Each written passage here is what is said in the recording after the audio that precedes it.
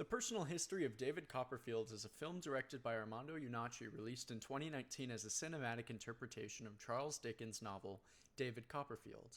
The main character, nicknamed Davy, observes the polar contrast between wealth, status, and glory in a search for his name and identity. The movie begins as David is born. He is a charming yet sheltered lad who is beaten into shape by his abusive and demanding stepfather when David is about the age of 8. The cruel stepfather represents the devil archetype by offering education and supporting the family at the severe cost of brutality, which ultimately condemns the Copperfield family. David is banished to work in his father's bottling factory after biting him in retaliation for a beating. He is surrounded by similarly young children who work grueling hours for little wages. Iannucci highlights the lack of education when one of them notices the sign David is forced to wear as punishment, saying, "He bites," asking what is written. Clear distinctions are made between economic classes. The poor wear tattered clothing, are less educated, and work tedious jobs such as fish gutting and bottling, as demonstrated at the movie's beginning. The wealthy are seen wearing nice clothing and are often accompanied by a housemaid or servant. They own large houses, land, and are well educated. The wealthy enjoy the simple pleasures of life. Mr. Dick pursues writing and studying history while remaining quite ignorant of the struggles of the other classes. Doris Spenlow embodies this ignorance when she innocently asks about the lacking amenities, believing them to be easily acquired. Mr. Wickfield is seen to drink heavily and is blissfully unaware of his environment. The poor are expected to work long and hard.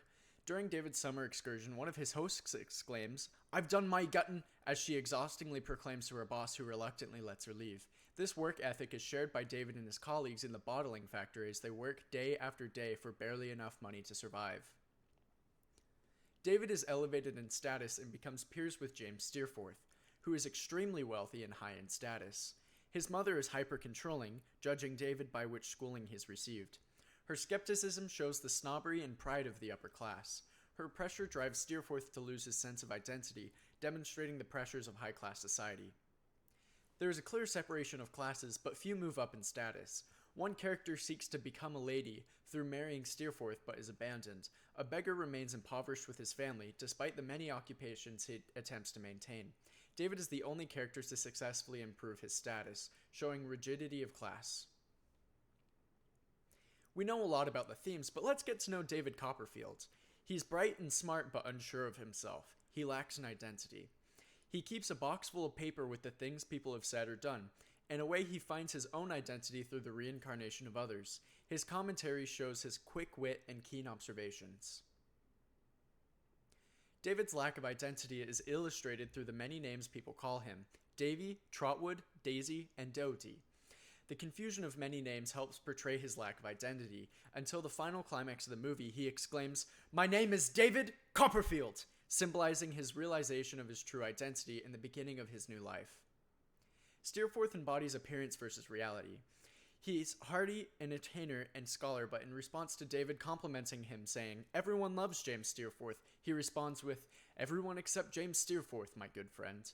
He initially appears to be chivalrous and good-humored, but is revealed to be corrupted and depressed. Uriah Heep, one of our literary illusions, also represents appearance versus reality. He appears to be humble and enthusiastically helpful, but is unsettling as he lurks by. His malicious nature is ultimately revealed and condemned, along with his cunning attempts to sabotage his peers. Identity is harmony within oneself. James Steerforth kills himself because he was unable to balance his desires with societal pressures. Uriah Heep puts his desires into the hands of others and remains bitter and unhappy. On the other hand, David Copperfield almost loses himself, but ultimately finds happiness when he acquires his self-harmony. The search for identity is enough to condemn happiness. Steerforth possesses everything: opportunity, wealth, status, but he dies unhappy. Mr. Micawber, however, lives impoverished with his family, but is fulfilled and finds happiness in whatever circumstances he's in, despite his decreasing freedom due to debt. "Don't come looking, for you will not know me, even if you find me," is what Emily writes to her fiancé as she flees with Steerforth. "For he will have made me a lady." She prioritizes her lust for status, condemning her true and loving relationship with another man. This illuminates the desperation for status shared by the poor. This desperation for status is also polarized by the lack of affiliation between social classes. The film depicts the high class as their own elite that does not associate with peasants. This is demonstrated by Steerforth's family snobbery. Lower classes work under the oppression of bosses and debtors who exploit their need for profits.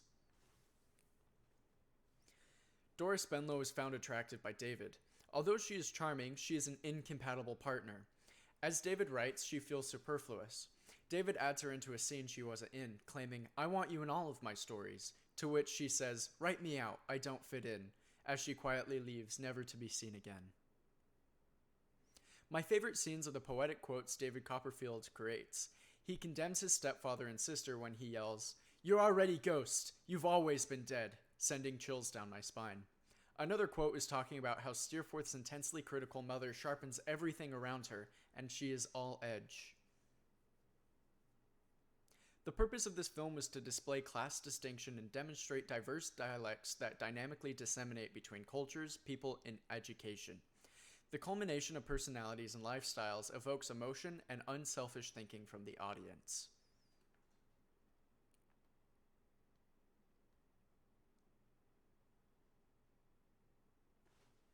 Oops, gotta click. Ultimately, The Personal History of David Copperfield is an excellent film, one that I've watched several times with many people. The payoff from watching through the first hour and a half is immensely enjoyable. In short, the film is inspiring in all aspects.